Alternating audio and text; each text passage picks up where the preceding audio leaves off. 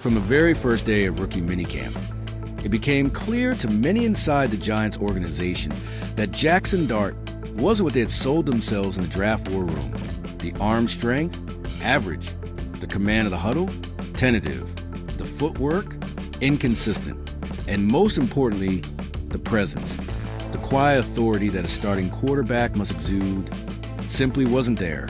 These weren't the kind of issues that resolved themselves overnight, and certainly not the kind of fan base like New York's would wait patiently for. If you're into the real story and all the messy twists they don't show on highlight reels, go ahead and subscribe. And if you're sticking around to see how this Browns QB chaos plays out, you should definitely be subscribed. Meanwhile, just a few states over, Shedeur Sanders, the quarterback they had passed on, was doing everything right and making the Giants' decision look worse by the day. In practice footage leaked from within the Browns camp, Sanders was reading defenses, throwing accurate balls under pressure, and commanding respect from veterans. Coaches weren't whispering about his potential. They were openly discussing his leadership, the way he made others better. By contrast, Dart was struggling with basic coverage recognition. He missed a wide-open seam route in red zone drills that led to a heated moment with a veteran tight end.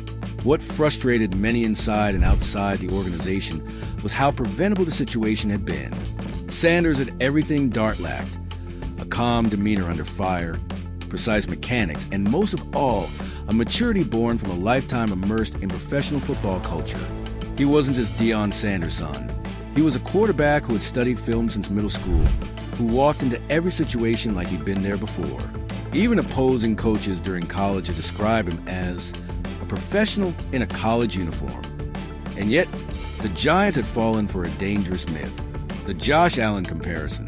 Every year, the NFL draft is littered with quarterback prospects dubbed the next Allen simply because they have a big arm and a few off-script plays on tape. The problem is that Josh Allen is a once-in-a-generation outlier. His development wasn't linear. It was exceptional. He went to a team with a patient coaching staff, an elite defense, and a plan. Dart had none of that. The Giants were rebuilding their line, lacked explosive weapons, and had already burned through multiple offensive coordinators in recent years. It wasn't a situation that nurtured growth. It demanded immediate results. And Dart, for all the comparisons, simply wasn't ready. It wasn't just fans or media raising concerns.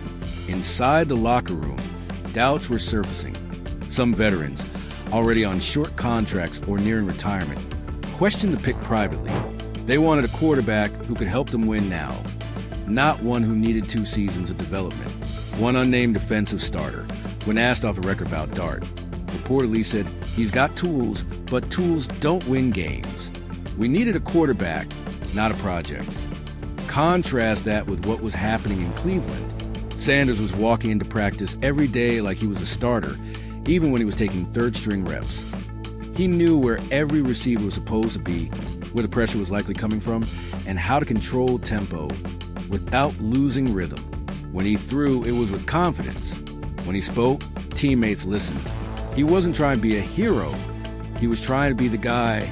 And slowly, the Browns were starting to believe he was. Giants head coach Brian Daboll was feeling the heat. The pressure cooker environment of New York media was unforgiving, and every misstep from Dart became a headline. By the end of week 2 of the preseason, questions were being asked daily. Was Dart really the best choice? Could Sanders have been the better fit? Why did the Giants ignore so many scouts' red flags? Daboll, a coach who made his name developing quarterbacks, tried to downplay the concerns. "We like what we see in Jackson," he said at a press conference. "It's a process." But fans had heard this before. They heard it with Daniel Jones, with Davis Webb, with every other quarterback who was supposed to be in development but never quite reached the peak. And then came the first preseason game. Dart got the start. His stat line? 6 of 16, 58 yards, 1 interception, and a near fumble. He looked overwhelmed, rushed, and panicked. The defensive line wasn't great, but Dart wasn't helping. His reads were late, his throws tentative, and that interception? A miscommunication that shouldn't happen at the pro level. Meanwhile, later that same night, Shedeur Sanders went 8 of 10 for 110 yards and a touchdown. He ran the offense like a seasoned veteran. Fans noticed. Twitter exploded. What were the Giants thinking? Sanders looks ready. Dart looks like a project. Dion must be laughing. The comparisons were relentless. And they weren't coming from fringe accounts. They were coming from analysts with Super Bowl rings, former GMs, and respected scouts. And all of them were pointing to the same thing. The Giants blew it. As the regular season drew closer, the situation worsened. Dart's confidence appeared shaken. In joint practices, he was outperformed by backups. He seemed to know the scrutiny he was under and began overcompensating, trying to force throws, hold on to the ball too long, or scrambling too early. That's the thing about New York. It doesn't just expect excellence. It demands it instantly. And once the crowd turns on you, it's hard to get them back. Inside the Browns camp, Sanders continued to do what he'd always done: work. He wasn't celebrating the Giants' failure or dunking on their mistake. In interviews, he remained gracious. When asked about being passed up, he said, "I ended up where I was supposed to be." But his play was louder than his words. Coaches praised his work ethic. Teammates praised his preparation. And quietly, the league began to notice. By week 3, a major network's power ranking of rookie quarterbacks listed Sanders at number 2, behind only the top overall pick, and placed Dart at number 7. The gap wasn't even close. The Giants had hoped to reset their franchise with a new face.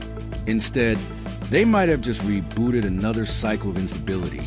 Ownership was reportedly unhappy, and internal sources indicated that if Dart didn't show significant improvement by midseason, the team might look elsewhere, perhaps even try to trade for a more established name. But the damage was done. The fans had already picked their side, and it wasn't the guy wearing blue. Meanwhile, Shedeur Sanders was quickly becoming one of the most marketable rookies in the league. His jersey sales skyrocketed. National brands came calling. And through it all, he remained focused, humble, and sharp. The NFL isn't just about arm strength anymore. It's about culture fit, leadership, and readiness. And on all those fronts, Sanders was delivering. What happens next is anyone's guess. Maybe Dart finds his footing and silences the doubters. Maybe Sanders faces a setback and reminds everyone he's human. But as of now, one thing is painfully clear. The Giants passed up a leader for a lottery ticket.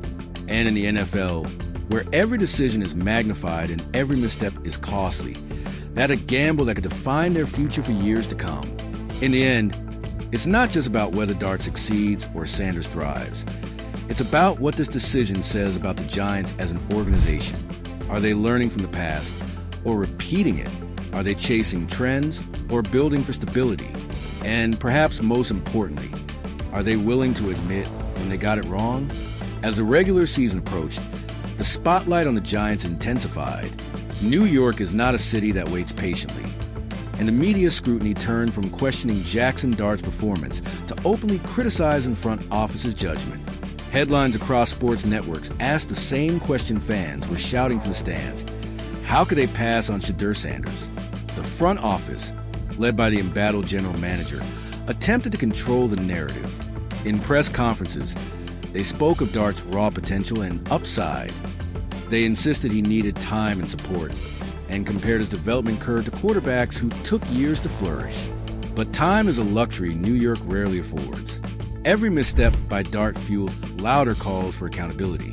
Meanwhile, across the league, Shedeur's stock continued to rise, not just with fans but with his teammates as coaches, and increasingly with the national sports media. The Browns, recognizing the rare talent they had drafted in the 5th round, began giving Shedeur second-team reps in practices. The decision wasn't merely symbolic.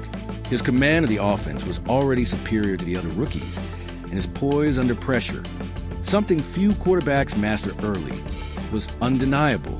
By the second preseason game, Shedeur was sharing first-team snaps with a presumed backup, and in every live game rep, he demonstrated exactly what the Giants had missed: anticipation, accuracy, leadership, and presence. In his second preseason game, he faced a blitz-heavy defense and didn't flinch. He audibled at the line of scrimmage, identified the weak side safety rotation,